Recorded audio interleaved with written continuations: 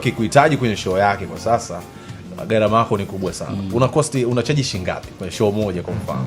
I don't know, my team is here, they are the one who managers yuko hapa akujibia hili swali. My team is the one that take care of it, but I think ministry is also among the expensive things. Because I carried 15 people with me. We are here, tuko 15. Sasa hao watu wote they buy music.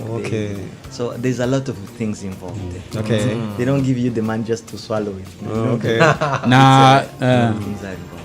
Na rumors has it kwamba ili kuperform Mlimani City hapo ambapo ana perform wiki hii amelipwa bilioni. Mtaani watu wanazungumza hivyo. Tumuulize labda mwandaji wa show yenyewe. Karibu.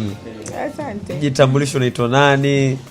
Mimi naitwa Lilian Mkumba. Asante. Wakati wa Mungu. Yes, wakati wa Mungu. Okay. Yeah. Nanzia uanzie kwa studio. Kama hauko comfortable tupe tu. No, I'm very comfortable. Okay. Yeah. How much did we pay Israel in the team? Actually we can't quantify. Hatuwezi kuiweka kwa pesa, lakini tunaamini tu tumepewa neema kikubwa zaidi. Sijui hiyo cost ambayo watu wanaiongelea, lakini sisi hatujakutana nayo. Tumeona ni gharama ya kawaida kwa sababu they have to travel, kuna tiketi za ndege, kulala. Kwa hiyo ni gharama za kawaida.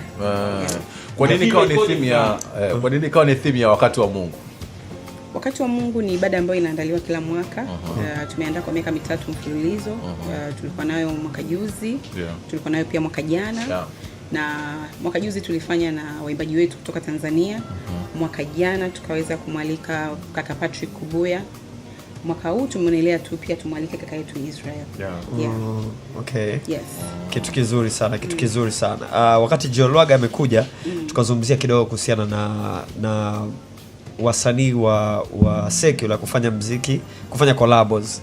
Kama anafanya Limo Blaze, ameshirikishwa na wasanii kutoka Marekani na ni wa hip hop, unajua anafanya secular music, lakini wamefanya kitu kimekuwa kizuri sana. Tutegemee collab yoyote kutokea kwa Israel na msanii either wa Bongo Flavor ama wa muziki wa secular kutokea Rwanda?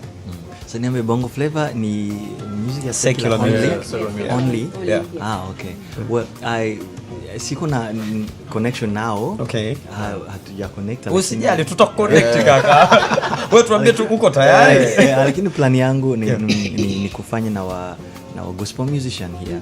So I'm trying to connect with them, kuanzia kwa my sister here, and we can see if we can do something. Nice. But I'm willing to do everything possible to see the ministry of God.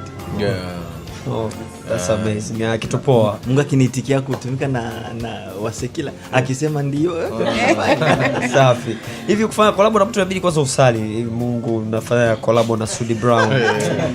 Show me the way. Yes, Mungu anajibu kila kitu kabisa. Anaweza he gives you the way. He tells you clearly you should do this, you should not do this. You know, when God called me, he showed me both ways. Ameniambia sasa ukifuata njia this and this will happen. Ukifuata hii ya shule yako, ya pharmacy and everything, this and this will happen, so you choose. I say I'm going to serve them.